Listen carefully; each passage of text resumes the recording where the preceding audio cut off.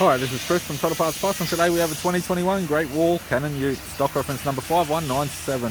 This shape runs from the 9th month 2020 and is the current shape.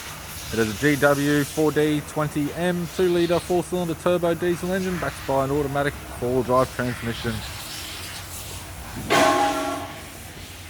GW 4D20M 2-litre 4-cylinder turbo diesel engine. We have the right hand headlight, left power door mirror, left rear 18-inch factory alloy mag with a good tyre.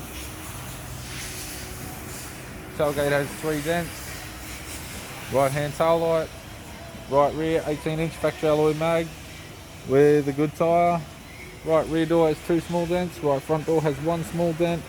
Right power door mirror and a right front 18-inch factory alloy mag with a good tyre.